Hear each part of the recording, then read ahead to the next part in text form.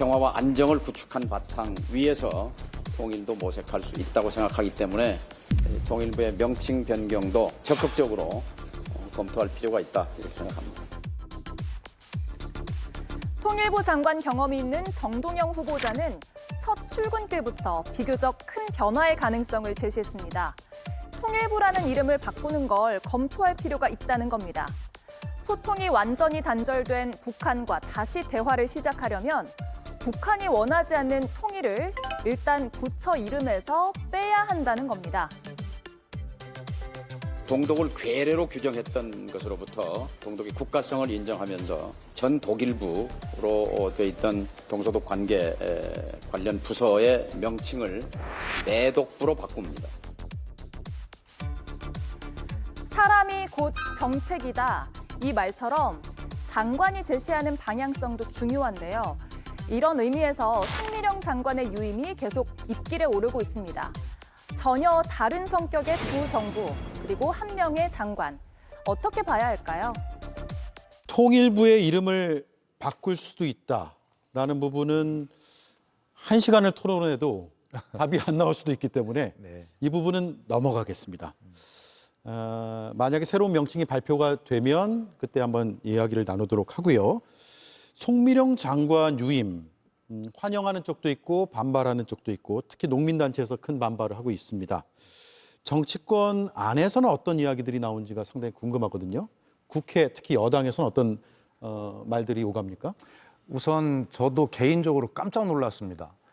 제가 그 농촌 출신의 국회의원으로서 이 송미령 장관이 윤석열 정권에서 농망사법이라고 규정했던 그 법을 저도 대표 발의한 사람이거든요.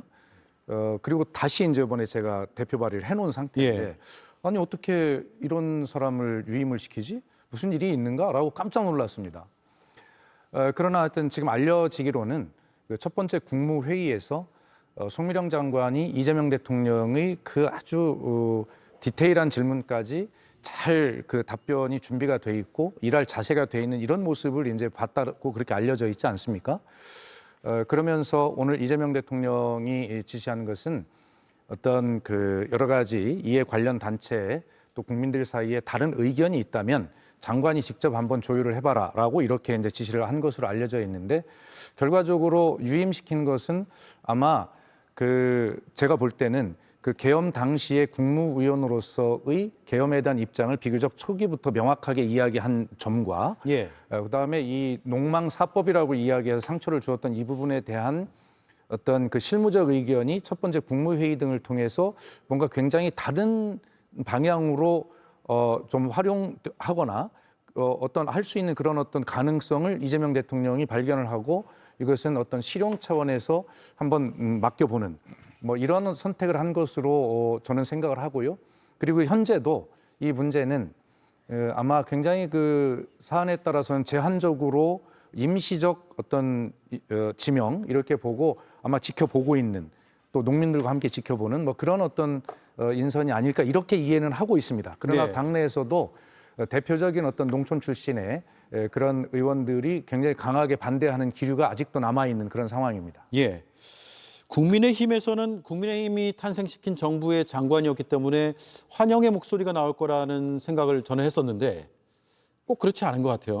저는 이제 뭐 새 정부가 들어서고 나면은 이제 국정 운영 지지율이라든지 국정 이제 그러니까 이제 뭐 첫술이 어떻게 이제 만들어지는지 보는 거거든요. 국민들이 그래서 이제 그게 가장 먼저 하는 게 총리하고 장관들 인선이에요. 그래서 이제 인사가 만사하고 인사가 메시지가 되는 건데 그렇게 이제 송미령 장관 같은 경우 저분을 갖다가 이제 장관을 유임시키는 거 보고 저는 깜짝 놀랐어요. 야, 이거는 상당히 전략적이다. 한편으로는 통합이나 실용주의를 지향하는 그런 이재명 대통령의 면면을 다 읽을 수 있는 좋은 계기가 될 수도 있지만은 저기에는 그러면 송미령 장관이 12.3 비상계엄이 이제 민주당 입장에서는 이재명 대통령도 그건 내란이다. 그렇기 때문에 이건 내란을 단죄해야 된다는 그 의지가 엄청나게 강하지 않습니까? 그렇기 때문에 지금 어떻게 보면 자신을 위한 허리 말하는 맨소 법안이라든지 대법관 정원법이라든지 이런 사법 리스크를 해소할 수 있는 이런 법을 민주당 자기 친정 보고 먼저 올리라기보다는 특검 3법을 먼저 올리라. 이래가지고 단죄의 의지를 가졌잖아요. 그러면 한덕수 전 총리라든지 박성재 전 법무부 장관 이런 사람 지금 뭐 이재명 대통령이 다 이제 장관들 윤석열 정부의 장관들 다 그대로 유임하면서 지금 국무회의를 이끌고 있는데 한 명 박성재 장관은 거기서 사표를 수리했단 말이에요. 예. 그러면은 지금 이분들 중에는 내란에 가담한 그런 혐의로 앞으로 검찰 수사, 특검 수사 계속 불려다녀야 될 거예요. 그런데 그러면 성미령 이 장관 같은 경우는 이거는 이재명 대통령이 혼자 판단해가지고 면죄부를 일찌감치 주고 장관도 유임시켜줬냐. 뭐 이런 측면에서 저는 상당한 큰 의아심도 가지면서 그렇지만은 뭐 좋은 생각을 하려고 그래요. 그래도 뭐 어찌 보면 농림축산부 장관으로서 좀 전에 그 농망사법이라 그래가지고 아주 윤석열 대통령에게 이 법을 단독 법안 처리한 이 부분을 어떻게 하든 거부권을 행사해야 된다. 강하게 제기하는 사람이 송 장관인데 그런 장관도 이렇게 뭐 이재명 대통령 포용하겠다. 예. 그 포용이 아마 민주당 내에 제가 볼 때는 엄청난 반발에 이제 직면할 겁니다. 아마 이런 성과를 거둘 수는 있을 겁니다.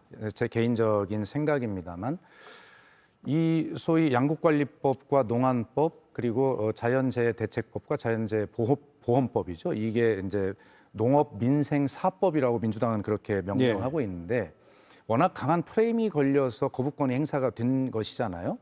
자, 이재명 정부에서 이것을 아마 통과를 시킬 텐데 그렇다면 국민들 사이에서는 워낙 그 프레임이 강하게 걸려 있어서 반대했던 여론도 만만치 않은 높은 수준일 겁니다.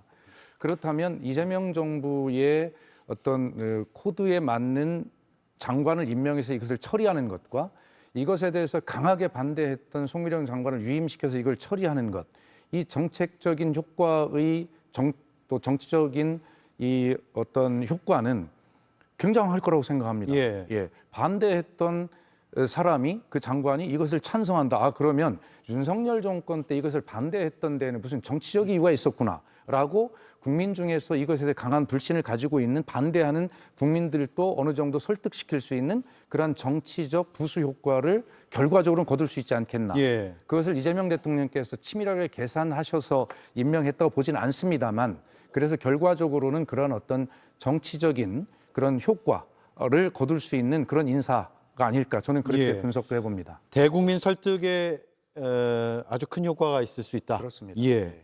그리고 그건 애초에 그런 목적으로 접근하지는 않았지만 부수적으로 그런 효과가 있을 수 있다. 그렇습니다. 그 말씀이네요. 네. 송민영 장관이 오늘 농망법에 대해서 본인의 발언에 대해서 사과를 했거든요. 네. 그런 식으로 표현한 것은 잘못했다라는 취지의 사과입니다. 들어보겠습니다. 농방법 뭐 이런 식으로 표현하는 것에 대해서 의원님들이나 특히 이제 무엇보다도 현장에 계신 농업인들 입장에서 상당히 그 마음 아프게 느끼셨을 거다라는 생각을 합니다. 저 나름으로는 그렇게 가는 것이 부작용을 낼 수 있는 측면이 있기 때문에 여기 다시 한번 제고하자는 취지의 그런 절실함의 표현이었다. 표현이 좀 거친 표현으로 된 것에 대해서는 그 사과 말씀을 드린다. 예. 반대하던 장관에서 이제 찬성하고 추진하는 장관이 되는 셈이고요. 대국민 설득에 어느 정도의 효과가 있는지는 여론이 말해줄 거라고 생각을 합니다. 자, 그리고 이번 주 중에 빠르면 법무부 장관 후보자도 발표될 수 있다고 하는데 지금 정부에서는 검찰개혁을 적극적으로 추진할 생각이기 때문에 법무부 장관 후보자가 누가 되느냐가 상당히 관심이거든요. 하마평이 좀 있습니까? 어떤 인물들이 오르내립니까? 지금 이게 그 이재명 정부, 국민 주권 정부의 특징이 하나 있어요. 그 대선 기간 중에 운영됐던 선대위에서 저도 꽤 그 핵심적인 공보 단장과 뭐 이런 걸 했지 않습니까? 예.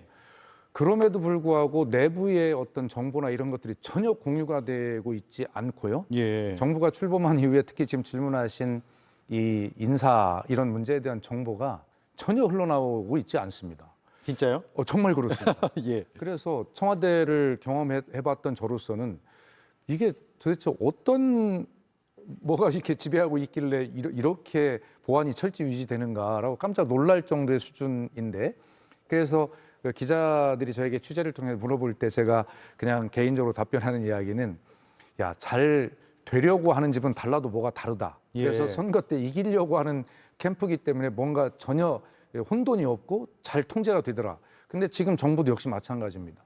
뭐 저만 해도 재선 의원이고 여러 가지 뭐 제가 직접 몰라도 워낙 제가 대변인을 많이 했기 때문에 기자님들과 많은 네트워크를 가지고 있는데 기자님들을 통해서라도 많은 얘기를 듣게 돼 있거든요. 예. 근데 기자님들 자체가 전혀 모르고 있어요. 예. 하여튼 정보는 전혀 나오지 않고 있습니다. 예. 아, 철통보안 인사군요. 이 오대영 라이브 TV 더 잘할 것 같은데. 예. 왜냐하면은 예. 저 자리에 앉았던 계신 분이 우상호 정무수석이고 예. 김병욱 의원도 또 지금 정무비서관 들어간다 그러고. 아, 오늘 보도가 나왔더라고요. 예, 그런 네트워크 활용해가지고 한번 취재를 제대로 해보시기 아, 바랍니다. 오대영 라이브의 네. 단도직입에 상대했던 두 패널이 연속으로 정무수석과 그 정무비서관으로 갔다. 대신 이제 지난번 이제 네. 윤석열 전 대통령의 그런 사례를 보면은 검찰 출신에 대해서 민당 내에 상당한 반발과 우려가 있거든요. 예.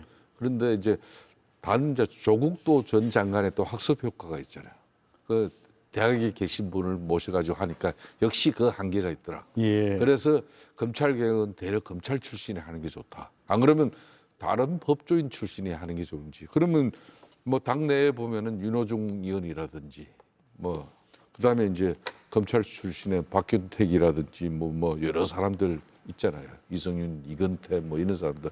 그런 검찰 출신을 세워가지고 할 건지 이런 거는 이제 뭐 상당히 간접평을 좀 기다렸다가 제대로 날려야죠. 예. 그거는 이재명 대통령이 어떤 카드를 뽑아들지 모르니까. 예. 오늘 박수현 의원 이 자리가 우상호 이제 수석으로 예.